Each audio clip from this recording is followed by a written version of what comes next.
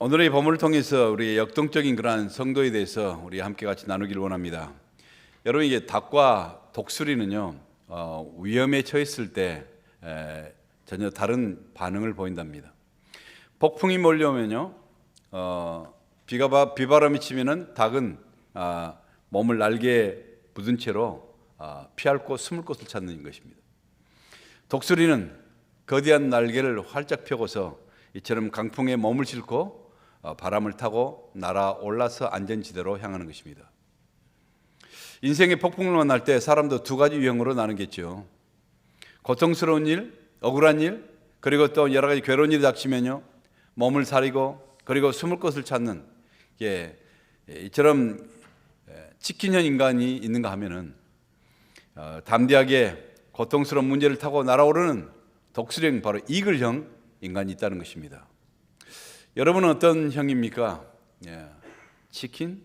먹는 거나 좋아하지 그렇게 좋아하진 않죠. 독수리 이글형 인간이 될 수 있길 바랍니다. 인류 역사는 이처럼 독수리처럼 담대하게 여러 가지 개인의 삶이나 우리의 주위나 환경이나 고난과 맞서서 나아가는 사람들에 의해서 이게 쓰여지는 것입니다. 서양 속담에요 북풍이 바이킹을 만들었다는 그런 말이 있습니다.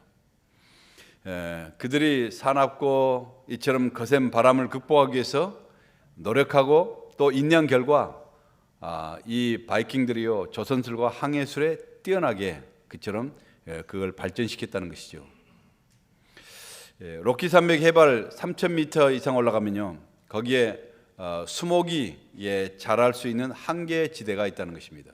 그 이상 올라가면은 이게 수목이 도저히 자랄 수가 없는 것이죠. 이 지대의 나무들은요 긴 겨울 로키산의 그 춥고 그 매서운 눈바람 속에서 견뎌내기 위해서는요 어때야 됩니까? 곧게 바로 서 있을 수 없고 그 비바람에 하나같이 비스듬하게 무릎 꿇고 있는 모습을 하고 있다는 것입니다. 그런데 세계적으로 가장 공명이 잘 되는 명품 이 바이올린은요 바로 이 무릎 꿇고 있는 나무, 그 나무로 만든다는 것입니다. 그렇습니다. 여러분, 아름다운 영혼을 가지고 인생의 절묘한 선율을 내는 사람은요 아무런 인생의 도전 없이 평안한 환경 속에서만 살아온 사람들이 아니라 이처럼 온갖 역경과 아픔과 고난을 통과한 사람들이라는 것입니다. 믿음은 우리가 당하는 이런 고난의 바람을요 예수의 이름으로 이리저리 피해 나가는 그런 능력이 아닙니다. 여러분이 인생의 강풍이 불어올 때 우리 주님의 이름으로 싸우며 견뎌 나감으로 인해서 나약한 그런 닭에서 강한 독수리로 변해가는 과정이 바로 믿음인 것입니다. 우리 사도행전 3장을 이렇게 보시면, 제가 지난번에 사도행전 3장을 했던 것일 것 같은데, 사도행전 3장 내용을 보면요 태어나서부터 어린 안전병에 대해서 예루살렘 성전 앞에서 구걸하는, 하루하루 살아가는 그런 불쌍한 사람이 있었습니다. 베드로와 요한이 오후 기도 시간에 이제 성전을 올라가는데 그를 보니까요 마음의 성령에 감동이 되어서 불쌍해지는 마음이 끓어오르는 것입니다. 어쩔 때는 사람을 보고요 이게 아무 감동이 없다가 어떨 때는요 정말 불쌍한 마음이, 긍휼한 마음이 끓어오르는 것은요 바로 성령의 역사 아니겠습니까? 이처럼 불쌍한 마음이 끓어올라서 이게 베드로가 또 그를 바라보니까 그가 이처럼 구원받을 만한 믿음이 그 속에 있다는 것이 느껴지는 것입니다. 그래서 베드로가 그를 향해서 선포하는 것입니다. 은과 금은 내게 없거니와 내게 있는 것으로 내게 주노니 곧 나사렛 예수 이름으로 일어나 걸어라. 그러니까 벌떡 일어나서 그리고 오른손을 잡아서 그를 끌어일으키니까요 이처럼 40년 동안 단 한 번도 걸어본 적이 없었던 바로 이 사람이요 그가 벌떡 일어나 한 걸음 한 걸음 비틀거리면서 걷고 그 다음에는 뛰다가 그 다음에는 하나님을 찬양하는 것입니다. 할렐루야. 얼마나 감격스러운 일이겠습니까? 여러분들이 그렇게 40년 동안 앉아있다가 이렇게 치유받지 않았다고 그렇게 아멘이 시원찮겠습니까? 이 사람이, 우리는요 여러분 한 달간만 감기 걸리고 한 달간만 아파도요 거기서 해방되면 얼마나 감격 위에서 펄펄 뛰면서 하나님을 찬양하겠습니까? 그렇죠? 여러분 그러자 거기에 모인 사람들의 군중들의 반응이 어떻습니까? 이 군중들의 반응은요 너무나 놀랍고 신비스럽지 않습니까? 여러분 자기 앞에서 벌떡 40년 동안 이렇게 앉은 명이가 벌떡 일어나서 이처럼 막 걷다가 뛰다가 막 찬양하고 이 모습 보니까요 너무너무 놀란 것입니다. 그래서 베드로를 보니까 얼마나 존경스럽습니까? 그 베드로를 추앙하고 베드로를 울어보기 시작하는 것입니다. 베드로가 거기서 가만히 침묵만 있었으면 그는 딱 그때 교주가 되는 것입니다. 요즘 그런 교주들 많잖아요. 사람들의 주위에서 막 이처럼 뭔가 하면은요, 야 정말 대단하다, 신의 은총이다 막 하면서 막 뛰어 올리잖아요. 그럼 가만히 있으면 교주 되는 것이죠. 근데요 믿음의 사람 베드로는요 다른 것입니다. 믿음의 사람 베드로는요 이처럼 그 순간에 성령 충만해서 군중들에게 외치는 것입니다. 여러분 이 놀라운 일이 어찌 우리의 권능이나 나의 경건으로 되는 것처럼 우리를 주목하십니까? 왜 나를 바라봅니까? 이 기적은요 바로 당신들에 의해서 십자가에 못 박히셔서 죽임을 당하시고 다시 살아나 부활하신 생명의 주 나사렛 예수 그리스도의 이름으로 이 사람이 건강이 돼서 당신들 앞에 서 있습니다 하면서 그리스도의 죽으심과 부활을 증거하기 시작하는 것입니다. 이처럼 여러분 내가 참 은혜 받았다 증거가 뭐겠습니까? 내가 정말 성령으로 충만하다 그래서 어쨌다는 겁니까? 여러분 이처럼 은혜를 받고 정말 성령으로 충만받으면요 이런 사람들은요 그처럼 자기가 얼마나 대단한가 자기를 드러내는 것이 아니에요. 여러분 자신은 죽어져 버리고 오히려 그리스도를 나타내고 그의 죽으심과 부활을 증거하는 그런 모습으로 이처럼 우리가 볼 수 있다는 것입니다. 그렇게 여러분 하나님의 은혜와 예수 그리스도의 부활의 은총, 구원의 은총을 복음을 전했으면요 얼마나 하나님께서 참 귀하게 여기겠습니까? 얼마나 자랑스럽겠습니까? 하나님이 칭찬하시겠죠? 그리고 많은 사람들의 환호소리에 박수소리가 있겠죠? 근데 현실은 그렇지 않아요. 여러분 그렇습니까? 항상 여러분이 정말 이처럼 말씀을 전하고 있다 한다고 모든 사람들이 다 이렇게 칭찬하고 좋아합니까? 아니요, 현실은 그렇지 않았습니다. 오히려 그렇게 하고 나니까요 종교 지도자들이요 바로 그 기적을 인해서 그 증거를 인해서 그들을 핍박하고 그리고 그들에게 따지고 복음을 전하지 못하도록 회방을 놓고 네가 무슨 권세로 이런 짓을 했느냐, 누구의 이름으로 이처럼 안진병이를 일으키렸느냐 하면서 분노하고 그들을 감옥에 가다버린 것입니다. 이처럼 선한 모습으로 정말 절망 가운데 있었던 이 사람을 일으킨 것을 다시 주저앉혀라는 것입니다. 그것이 이처럼 과거의 거룩한 종교 지도자들의 모습이라는 것입니다. 40년 동안 안진병이로 이처럼 절망 가운데 고통당하는 사람이요 치유받고 자유를 얻게 됐다면 그 기적이 얼마나 놀라운 것입니까? 그 기적을 칭찬하고 격려될 일 아니겠습니까? 안진병이가 일어나는데 무슨 자기들의 허락이 필요하겠습니까? 그렇죠? 여러분 무슨 조건이 필요하나요? 그런데도 그들은요 그 불쌍한 안진병이를 치유해서 일으켰다고 베드로를 핍박하고 그리고 다시는 예수의 부활을 증거하지 못하도록 협박을 가하는 것입니다. 이게 바로 세상의 어둠의 권세들의 모습인 것입니다. 이렇게 여러분 우리가 복음을 증거하면요 우리 주님의 구원을 전파하면은 정말 그들에게 축복을 전하면은 오히려 칭찬이 아니라 핍박이 올 수도 있다는 것입니다. 사람을 살리는 놀라운 이 기적이요 오히려 문제를 가져올 수도 있는 것입니다. 이렇게 생명을 살리는 복음은요 문제와 함께 오는 것입니다. 하나님 일을 하는데 여러분 모두가 다 항상 만사가 형통하는 것처럼 생각되지만요 하나님의 일을 여러분이 실제로 해보면 많은 장벽이 있다는 것입니다. 거기에 많은 여러 가지 걸림돌이 있고요 장벽이 우리에게 부어지는 것입니다. 왜냐하면 진짜 부흥은요 여러분 고난을 통해서 고난과 함께 오기 때문인 것입니다. 진짜 축복은요 고난과 함께 오는 것입니다. 한번 보세요. 여러분 비록 기적을 증거하다가 사도들은요 옥에 갇히는 그런 몸이 되었지만은 오늘 본문의 4절이 어떻습니까? 그들이 이처럼 그 기회에 예수 그리스도를 증거하고 복음을 전하고 구원을 선포할 때 여러분 어떻습니까? 4절 보시면요 너희가 이 모든 백성들은 알라 너희가 십자가에 못 박은 하나님이 4절 말씀을 듣는 사람 중에 믿는 자가 많으니 남자의 수가 얼마요? 약 5천이나 되었더라. 할렐루야. 저기 뒤에서 잘 떼어줘야지 내가 이제 못 모르고 막 있잖아 이게. 말씀을 듣고서 믿는 자가 많으니 약 남자의 수가 5천이나 되었더라. 여러분이 보통 이게 은혜 집회에 가면은요 남자가 많습니까? 여자가 많겠습니까? 여자가 많죠. 지금도 남자가 많을까요? 여자가 많을까요? 그렇죠. 하나님이 여자를 너무 예뻐하신 것 같은 경우에 아무튼 그러니까 여러분 남자만 5천 그러면 다음에 얼마가 되겠어요? 엄청 많다는 것입니다. 이게 아무튼 셀 수는 없어요. 그런데 엄청 많다는 것입니다. 여러분 이처럼 안전병이 하나 일으키고 그 다음에 말씀을 전하는 바로 작은 기적으로 인해서 이처럼 고난당하고 오히려 이 사람들이 핍박을 받지만은 그 결과가 어때요? 이처럼 말씀의 영적인 오병이의 기적을 일으킨 것입니다. 그리고 영적인 대붕이 일어나기 시작한 것입니다. 우리도 이런 대붕의 놀라운 그러한 기적을 체험했으면 좋겠습니다. 여러분 문제 가운데서도 복음이 전파되고 그리고 하나님의 영광을 체험하는 그런 교회가 되기를 간절히 축복합니다. 말씀을 통해서 우리에게 정말 하나님께서 말씀하신 깨달은 것은 뭐냐? 바로 기적에는요 반드시 문제가 선행된다는 것입니다. 기적에는 반드시 문제가 먼저 선행된다는 것이죠. 기적의 재료가 뭡니까? 여러분 문제예요. 우리 삶의 여러 가지 많은 문제들입니다. 핍박입니다.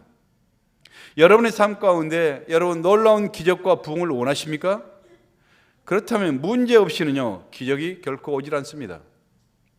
No pain, no gain이란 말 있잖아요. 여러분 예수 그리스도의 피나는 고난의 십자가 없이는요 결코 아름다운 영광의 부활이 있을 수가 없었어요. 고통이 없이는 얻는 것이 없다는 것입니다. 우리가요 너무나 아무것도 하지 않고 오직 믿음으로 은혜로 모든 걸 다 했으면 좋겠지만은 그러나 pay the price. 우리는 반드시 거기에 대한 작은 대가를 지불할 때 거기에 놀라운 하나님의 영광과 능력이 임하게 되는 것입니다. 이게 기독교예요. 너무 기독교를 값싼 칩 그레이스로 우리를 끌어내린 저질 이게 신자로 그렇게 만들어서는 안 되는 것입니다. 성경에는요 문제 때문에 하나님을 만나고 자기가 문제를 닥쳤기 때문에 기적을 체험한 사람들의 얘기로 가득 차 있습니다. 여러분 이게 예수님께서요 첫 번째 기적을 어디서 행하신 줄 아십니까? 네, 그렇죠. 가나 혼인잔치였죠. 여러분 가나 혼인잔치에서요 이처럼 많은 사람들을 이제 손님이 불러서 이스라엘 사람들 그 당시에 거의 일주일간씩 가까이 이 저녁에 혼인 이처럼 이게 잔치를 하는 것입니다. 근데 그 잔치의 가장 중요한 게 바로 우리는 한국 사람은 다른 건 몰라도 김치 떨어지면 살 수가 없듯이 이 사람들은요 포도주 떨어지면 안 돼요. 포도주가 굉장히 중요한 것이죠. 그런데 중간에 포도주가 떨어져 버렸어요. 포도주는 그들에게 기쁨과 향락과 아름다움과 여러 가지 희망과 소망과 이런 것을 상징하고 그리고 그들은 또 거기에 그걸 마셔가면서 이렇게 하는데 포도주가 떨어졌으니 얼마나 황당하겠습니까 주인이. 이런 정말 황당한 그런 문제를 당했을 때 그렇게 문제를 당했기 때문에 맹물로 포도주를 만드시는 예수님의 기적을 그들은 체험하게 됐던 것입니다. 여러분 빈들에서요 수많은 사람들이 예수님의 말씀을 듣다가 이처럼 해가 뉘엿뉘엿 이제 하루가 저물었습니다. 그냥 가난한 사람들이요 이제는 해가 뉘엿뉘엿 떨어지고 배는 고프고 쪼락쪼락했었고 먹을 것도 없는 이 총체적인 그런 난국을 만났습니다. 그들이 내려가도요 먹을 것도 별로 없는 사람들입니다. 그럴 때요 이런 여러 가지 고난과 정말 이런 암담한 그런 현실 앞에 있을 때 생명의 떼기신 예수님이 보리떡 5개와 물고기 2마리로 5,000명을 먹이고도 12광주리가 남는 놀라운 기적을 그들이 경험하게 되었던 것입니다. 여러분 우리 구약의 요셉이요 요셉이요 형들의 손에 의해서 애굽의 노예로 팔려가 버렸습니다. 여러분 어떻게 그런 일이 있을 수 있어요? 그가 이게 하나님을 정말 믿고 하나님을 의지하면서 그래도 정직하게 살았던 사람 아닙니까? 하나님을 의지하며 선하게 살았는데 어떻게 10대에 한참 꿈이 부풀어 있는 이 10대에 자기 형들에 의해서 노예로 애굽의 노예로 팔려가서 거기에서 매를 맞고 감옥에 끌려가는 이런 절망스러운 인생을 살아갈 수 있어요. 하나님이 살아계시면 도대체 왜 이러십니까? Why me? 하면서 여러분 도대체 이해할 수 없고 납득할 수 없는 그런 인생을 이제 시작하는 거 아니겠습니까? 그런데요, 우리는 볼 때 정말 재앙 같고 이게 말도 안 되는 그런 저주 같고, 근데요, 성경은 뭐라고 말씀하십니까? 요셉이요, 왕의 감옥에 끌려가서 억울한 옥살이를 하지 않았다면 요셉이 어찌 죽었다 깨어나도 당시의 신과 같았던 그런 존재 바로 왕을 만날 수가 있었겠습니까? 그는요, 백도 별로 없고 줄도 별로 없는 평범한 히브리 촌사람이었습니다. 그런데 하나님이 억울하게 그를 2년 동안이나 감옥에 머물게 하시면서 바로 왕에게 나아갈 수 있는 그러한 미래의 길을 준비하셨던 것입니다. 우리는 저는 고통 가운데 하나님 어디 계십니까? 하지만 하나님은 그 가운데 하나님은 길을 여고 계시고 길을 만들어 계셨습니다. 감옥 속에서요, 술 맡은 관원 그리고 떡 맡은 관원과 같은 높은 그런 고급 관리들을 만나서요, 그들과 대화하고 그들과 교제하고 그들을 섬기는 이런, 그걸 통해서 결국은 어떻게 됐습니까?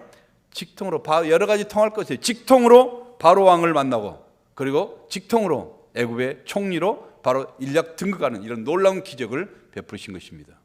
이게 하나님이에요. 여러분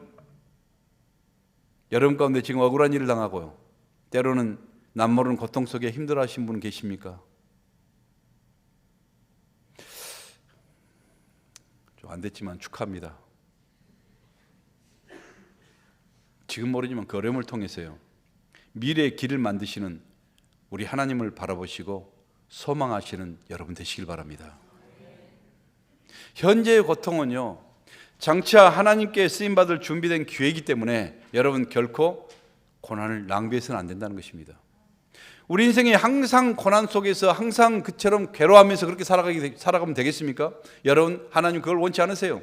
그러나 잠시 동안 우리가 당하는 이 현실을 통해, 고난을 통해서 우리는 미래, 이처럼 하나님께서 꿈꾸시는 하나님의 미래의 계획을 준비해가는 이런 과정이기 때문에 우리가 당하는 고난은요, 결코 그 고난을 낭비해서는 don't waste your chance. 바로 이 고난을 우리는 결코 낭비해서는 안 된다는 것입니다. 바울은요, 빌립보 지역에 전도하러 갔다가요, 거기서 길을 가다 보니까요, 이 귀신에 묶여가지고요, 점을 치면서 이게 점을 치는 이게 여자아이가 있어요. 그러니까 보니까 얼마나 이게 불쌍합니까? 이 귀신에 묶여가지고 이리 끌려다니고 저리 끌려다니면서 점치고, 그런데 그 돈은 자기가 먹냐? 다 주인이 다 앵벌이 시킨 거예요. 얘를 앵벌이 시켜가지고 점치게 하고, 그리고 돈은 자기가 먹고. 너무 마음이 아파서 그 여자아이를 귀신을 쫓아내고 예수의 이름으로 귀신을 떠나게 하고, 그리고 이처럼 치유를 했습니다. 그랬더니요, 귀신 떠나가 버리니까 점을 못 치잖아요. 그러니까 이게 주인이 돈을 못 벌잖아요. 얘를 앵벌이 시켜야 되는데 이제는 귀신이 없으니까 아무것도 이게 맞지도 못하고, 그러다 보니까 이제는 고소를 당했습니다. 고소를 했습니다. 내 수익금을 당신이 고쳐버려가지고 내 수입이 없어져 버렸다. 그랬더니까 이게 고소를 한 거예요, 이게. 그래서 바울이 이게 점쟁이 이 아이를 고쳐주고 치유해주고, 그렇게 억울하게 고소를 당해서 감옥에 끌려가서 거기서 매를 맞고 쇠사슬을 묶여서 감옥에 끌려간 것입니다. 생각하니 기막히잖아요. 여러분, 복음을 전하고 그렇게 귀신 들려서 이처럼 끌려다니는 이 아이를 살려줬으면요, 해방시켜줬으면 얼마나 칭찬받아야 될 일이겠습니까? 얼마나 감격스러운 일이에요. 그런데 감격이 아니라 이처럼 두들겨 패고 맞고, 그리고 쇠고랑 차고 감옥까지 끌려가 버린 것입니다. 여러분이 그런 상황이라면 어떤 반응을 보일까요? 참, 하나님이 도대체 계십니까? 막 이런 생각이 들겠죠. 바울도 처음에는, 바울이라고 슈퍼맨이겠습니까? 우리와 성경이 같잖아요. 얼마나 마음이 안타깝겠습니까? 잠이 오질 않겠죠. 밤중에 잠은 안 오고 도대체 이게 하나님의 무슨 뜻일까 고민하고 있으니까요. 그러다가 모르겠으니까 하나님 앞에 찬양합니다. 무조건 나는 모르겠지만 그러나 나의 미래는 하나님께서 인도하신다 하면서 큰 소리로 하나님 앞에 기도하며 답답한 마음을 찬송으로 푸는 것입니다. 그렇게 기도하고 찬송하는 그 순간에 왕쾅쾅 하면서 막 지진이 나는 것입니다. 막 지진이 그 감옥을 흔들어 버리고요, 그러면서 옥문이 활짝 열리고 손에 있던 쇠고랑이 다 풀려버린 것입니다. 그러다 보니까 이 간수가요, 아이고 다 이 죄수들이 다 도망갔네. 목숨은 목숨으로 바꾼 거예요, 아닙니까? 죄수가 도망가면 자기가 죽어야 돼. 그러니까 차라리 죽자. 차라리 이처럼 이게 나에게 여러 가지로 이게 고난을 겪으려면 차라리 죽는 게 낫겠다고 자결을 하려고 착 이렇게 하니까 바울이 큰 소리로 외칩니다. 안심하라. 우리가 다 여기 있다. 그러면서 걱정하지 마라. 그러니까 이 간수가요, 이런 세상에 죄수가 있는가, 이 그 어떤 분위기에 너무 눌려가지고 그 앞에 무릎을 꿇고 외칩니다. 선생들이요, 우리가 어떻게 구원을 얻으리까? 내가 어떻게 해야 정말 이처럼 내가 육적에서 영적에서 구원을 얻을 수 있을까? 외치자 바울은 말합니다. 주 예수를 믿으라. 그래야면 너와 내 집이 구원을 얻을 것이니라. 바로 그 지진난 엉망진창이 된 바로 그 감옥에서요, 예수를 전하니까요, 온 가족이 다, 그 가족이 다 예수를 믿고 구원받게 되었고, 그리고 빌보 교회 창립 멤버가 되어서 그들이 교회를 세우게 된 것입니다. 이처럼요, 하나님의 위대하신 계획과 생각은요, 우리의 생각과는 전혀 다른 것입니다. 하늘이 땅보다 높은 것처럼 하나님의 계획과 하나님의 생각은요, 인간의 생각이 아니에요. 여러분, 하나님의 위대하신 계획은요, 마지막 순간에 터지는 것입니다. 여러분 보면요, 계속 우리가 여러 가지 안 될까 같지만 하나님의 위대하신 계획은 마지막 순간에, 라스트 미닛에 하나님께서 그 하나님의 계획을 성취하시는 분이십니다. 그렇기 때문에 우리가 중간에 그냥 너무 조바심 내서 그냥 포기해버리고 마는 것이 아니라 우리가 끝까지 기다리라고 자꾸 하신 말씀이 뭔가, 그 기다림의 위가 뭔가, 우리를 그처럼 인내심을 테스트하기 위한 것인가? 아니에요. 여러분, 그 기다림 끝에서, 그 기다림 과정 가운데 우리가 변화되기를 원하신 것입니다. 너가 달라지기를 원한 것입니다. 준비되기를 원하신 것입니다.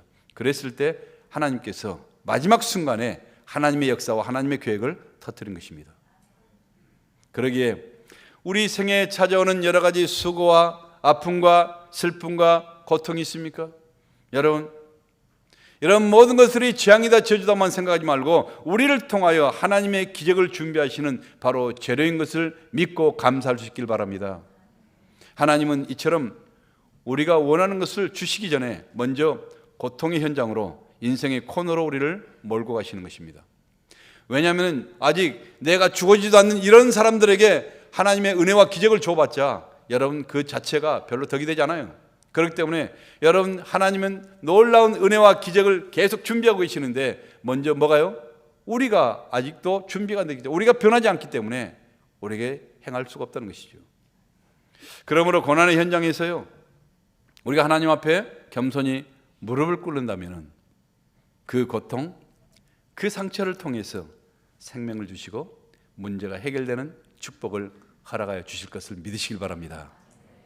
하나님이 우리를 잠시 묶으신 것은요, 여러분, 우리를 영원히 풀어주시기 위한 것입니다. 하나님이 우리를 잠시 감옥에 넣으신 것은 여러분처럼 진정한 자유를 우리에게 허락하시기 위해서 그런 것입니다. 그러기에 우리의 어려움, 단순한 어려움이라고만 생각하지 마십시오.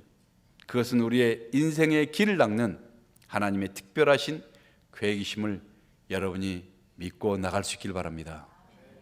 그러기에 우리의 인생의 문제를요, 무조건 하나님 앞에 엎드려서 없애달라고만 기도하지 마세요. 여러분, 우리의 문제가 있을 때 이 문제를 무조건 없애주세요. 하나님, 내가 예수 이름으로 없애기를 원합니다. 이렇게만 기도하지 말라는 것입니다. 여러분이 그렇게 기도해봤자 하나님의 계획은 하나님의 계획대로 나가는 것이에요. 인생의 문제 때문에 오히려 내 이 문제 때문에 오히려 내가 더 겸손해지고 내가 더 잘되고 더욱 지혜로운 사람이 되게 해달라고 그렇게 기도할 수 있기를 바랍니다. 여러분이 직면하고 있는 인생의 그 문제가 무엇이건 그 문제를 믿음으로 우리 예수님 손에 올려드릴 수 있기를 바랍니다. 여러분, 그처럼 양만 치우던 냄새난 그 지팡이, 모세의 지팡이 하나님 손에 들렸을 때 하나님의 능력의 지팡이가 되는 것입니다. 여러분의 인생에 모든 인생의 문제를 재로 삼아서요, 그 문제를 재로 삼아서 그 지팡이를 재로 삼아서 기적을 창조해 주시는 바로 생명의 주 구원의 하나님이십니다. 그러면요, 여러분, 기적은 언제 우리에게 임하는가? 기적이 언제 임하여? 오늘 10절, 사도행전 10절, 12절 한번 읽어보실까요? 자, 시작. 너희와 모든 이스라엘 백성들은 알라. 너희가 십자가에 못 박고 하나님이 죽은 자 가운데서 살리신 나사렛 예수 그리스도의 이름으로 이 사람이 건강해 되어 너희 앞에 섰느니라. 다른 이로서는 구원을 받을 수 없나니 천하 사람 중에 구원을 받을 만한 다른 이론을 우리에게 주신 일이 없습니다. 아멘. 예수의 이름을 증거할 때 놀라운 기적의 역사가 우리 가운데 일어나기를 시작하는 것입니다. 골로새서는요, 예수님을 설명하면서 예수님만이 유일한 구원이요, 그분만이 창조요, 으뜸이요, 그리고 화목이라고 그렇게 선포하고 있습니다. 예수 그리스도는요, 특별한 이름입니다. 여러분, 마태복음 1장 21절에요, 뭐라고 말씀하시죠? 아들 낳으리니 이름을 예수라 하라. 이는 그가 자기 백성을 그들의 죄에서 구원할 자이심이라 하니라. 아멘. 할렐루야. 아들을 낳으리니 이름을 예수라 하라. 예수의 이름의 뜻이 뭐예요? 그가 자기 백성을 그들의 죄에서 구원할 자이다. 딜리버라는 것입니다. 여러분, 자기 백성이 아예 처음부터 아닌 사람도 있다는 것입니다.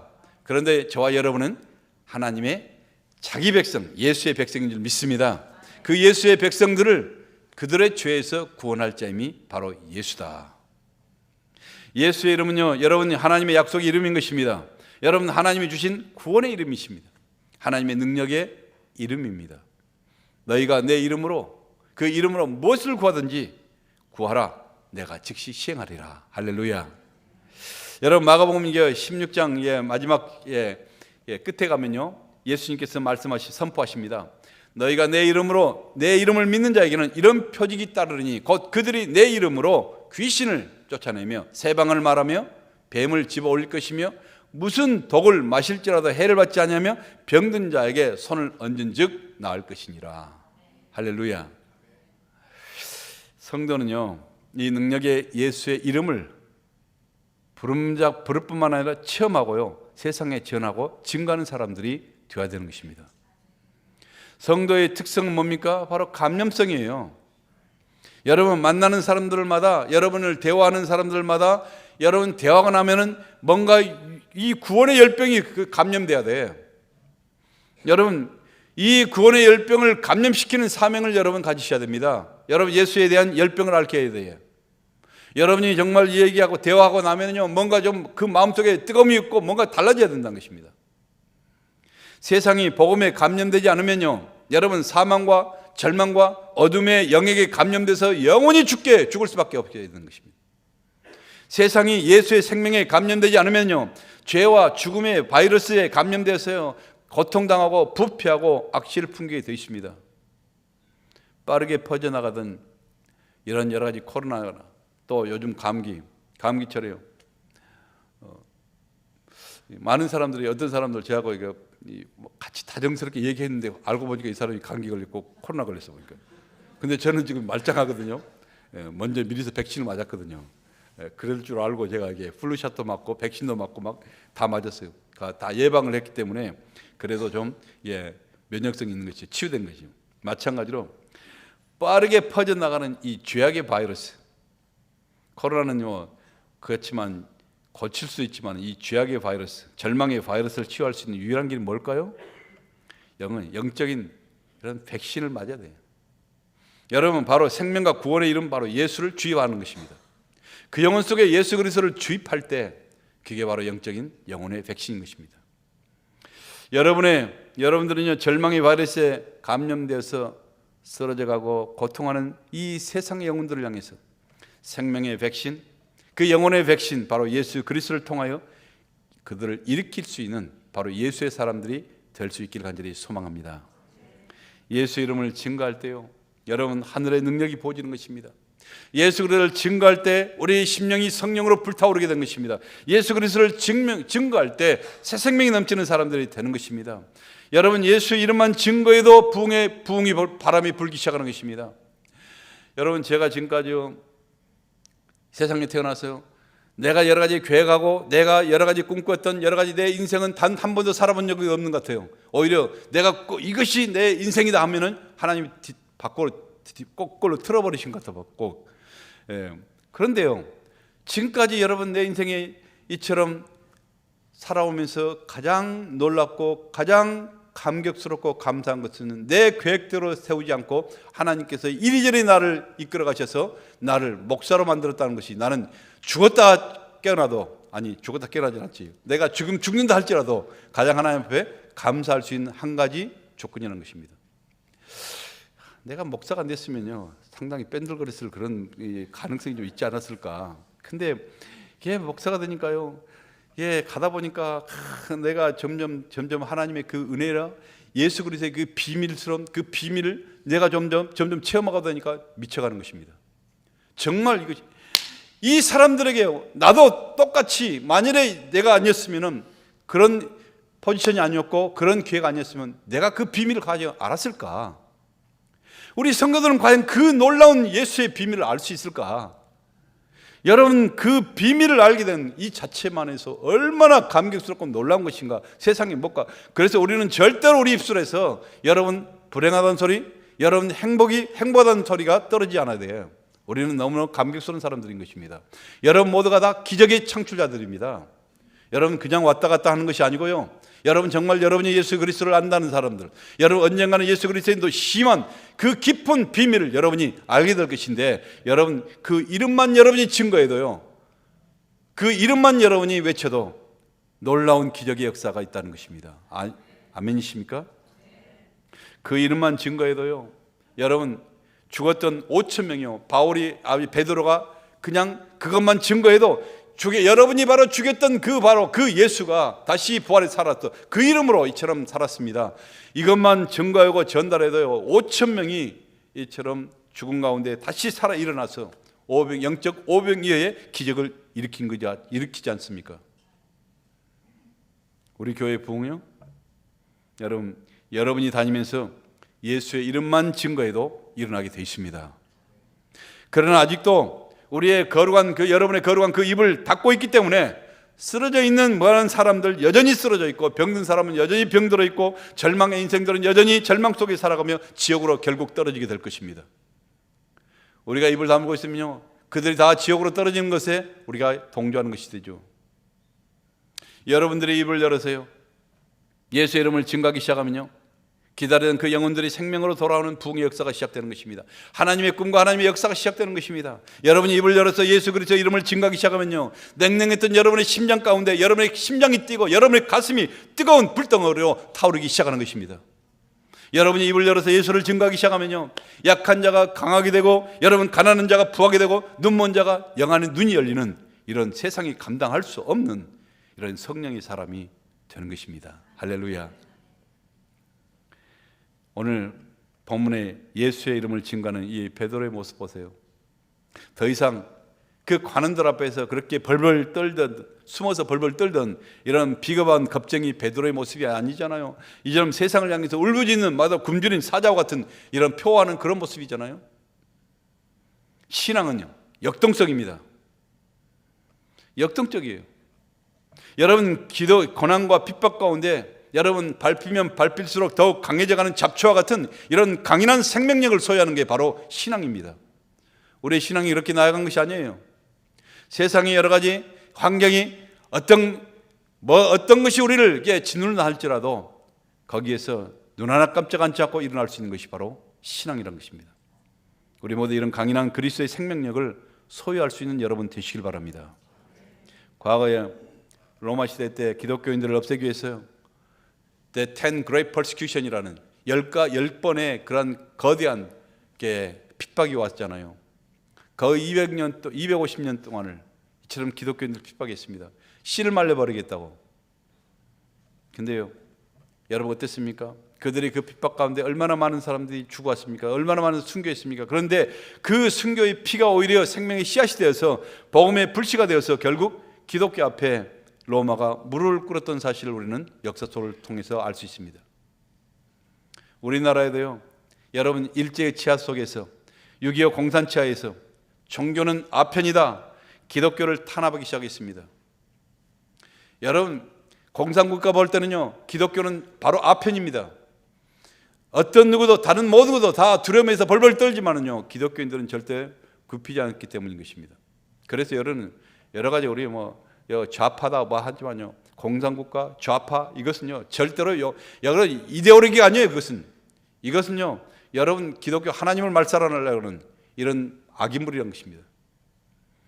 그러자 기독교는요 오히려 순교자의 거룩한 피를 통해서 폭발적으로 자라나기를 시작했고, 한국은요 여러분 세계 역사 속에서 가장 짧은 시간에 복음화된 나라가 되었고요, 세계 역사 속에 가장 짧은 시간에 경제 후진국에서 경제 선진국으로 뛰어오르는 기적의 나라가 되어서 세상에 수많은 또 선교사들을 파송할 수 있는 이런 나라가 됐잖아요. 이게 단지 우연이라고 생각하십니까? 이게 단지 새마을운동 때문이라고 생각하십니까?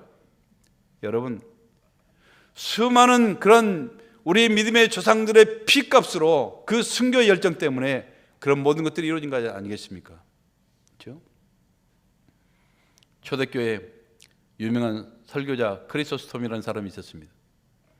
어느 날 로마 황제가 그를 불러서요, 야, 네가 예수를 믿어도 좋은데 이처럼 오직 예수만이 구원이라는 이런 얘기를 제발 좀 하지 마라. 요즘요 유명한 세계적으로 유명한 이런 사람들도요 다 예수 믿으면 구원받습니다, 예수 믿으면 죄산 받습니다, 예수 믿고 천국 갑니다, 이건 얘기를 하는데 예수만이 구원이라는 소리는 절대 안 해요. 그런 사람은 그렇게 하려면 이게 부흥이 안 되거든. 두루두루 다 섭렵해야 되는데, 근데 성경은 계속 예수만이 구원이라고 하는 이걸 강조하는 것입니다. 그래서 크리소스톰도요 이 황제가 그렇게 말하니까, 폐하, 저는 그 말을 증거하지 않으면 할 말이 없습니다.